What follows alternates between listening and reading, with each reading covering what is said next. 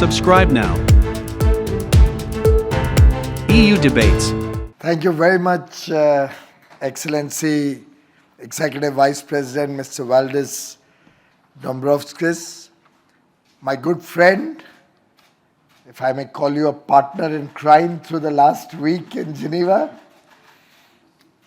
and someone whom I've always found to have a very, very sensitive nature and also a very calm demeanor. All through late nights that we were all together in Geneva, I found in him a true friend and somebody with deep understanding of issues that confront the world today.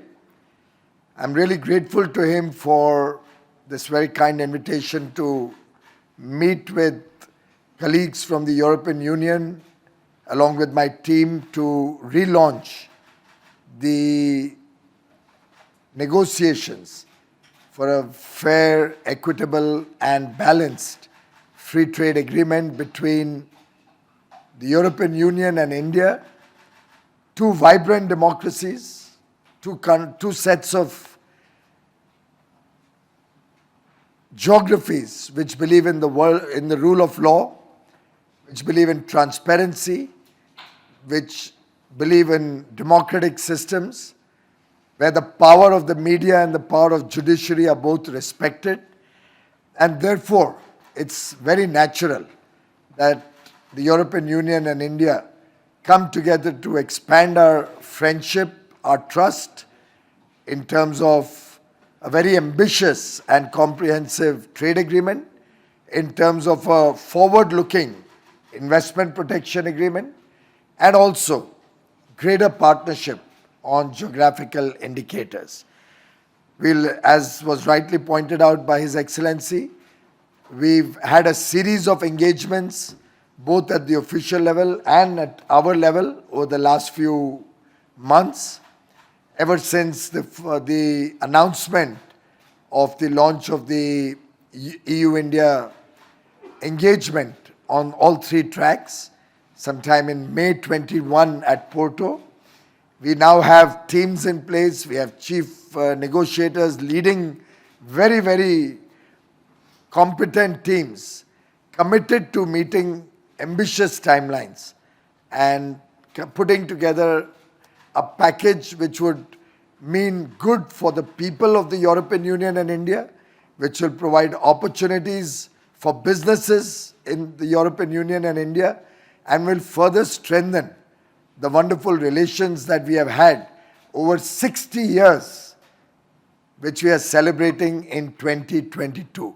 60 years of great friendship between the European Union and the European economic framework earlier and India.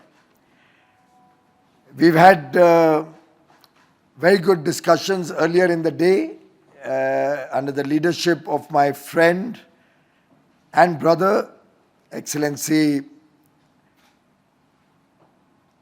Minister Dombrovskis, and I must say that as I get to know him more and as I get to know the teams in the European Union closer, I recognize that this is a partnership that is between two complementary economies, two sets of people who understand each other. It's less competition, more collaboration. And I had a chance to meet with several sections of business from the European Union earlier in the day today. And I must say that the enthusiasm that I saw in the businesses of Europe was truly infectious. It was a deep excitement that I witnessed in my engagement with businesses from Europe.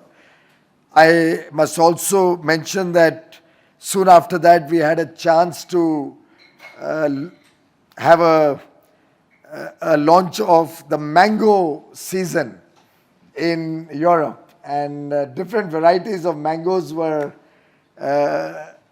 available during a small program that we have had in the afternoon. And I think the business persons from Europe also got a chance to taste the delicacy that mangoes from India can offer. Minister has already spoken about the growing economic partnership and relationship. Our bilateral trade has grown significantly in the last few months. And I see before me significant potential, untapped potential, which we will hope to unleash with the execution of these 3 agreements on trade, investment, and geographical indicators. The trust that has been developed between the leaders of of the European Union and India, the friendship that has developed between us and our officials, and the strong bonds that businesses on both sides share, clearly will lead to greater engagement not only in trade, but also in investment, in technology, the geopolitical dimensions, our strategic ties.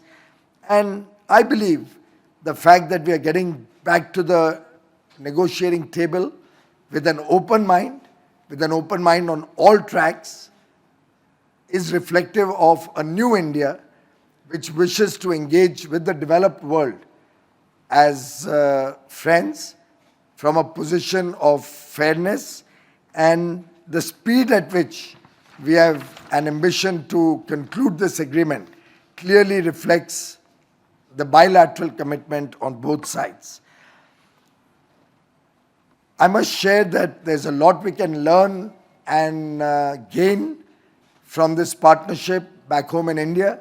Some of the innovation, the technology, the financial and investment strength that Europe brings to the table, the cutting edge technologies in terms of artificial intelligence, the Internet of Things, big data, all of these are areas where India will gain significantly from this partnership, apart from investments helping us grow our economy and meet the aspirations of 1.4 billion people.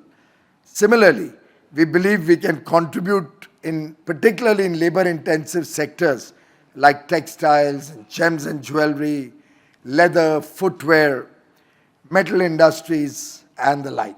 So it's truly a partnership where we both stand to offer a large number of opportunities for growth, new employment opportunities, new areas where we can build alliances between our businesses, and the new approach with which India is working with the rest of the world, I'm sure will help this partnership also become a defining moment for world trade in the 21st century. May I just add my deep appreciation of the way Minister led the discussions at the WTO in Geneva. We can both proudly proclaim that the European Union and India work together, hand in hand, to reinstate the message of globalization, to bring back relevance of multilateral organizations, and collectively, I think the WTO today has sent a very strong message to the rest of the world that even in a situation of turmoil and a lot of geopolitical problems, barely emerging from the pandemic, facing problems of another dimension on political front, on strategic front, on economic front, despite all of that, multilateralism can deliver and it will deliver. And I'm sure the weight of the very important superpower that the European Union is, the weight of India as a large democracy, the largest democracy in the world, all of this will collectively help us achieve fantastic results, both for the well-being of people of European Union and India and for wider global public good. Thank you very much for your friendship, for your trust, and I do hope we'll be able to deliver some very good results from this partnership. Thank you, Minister.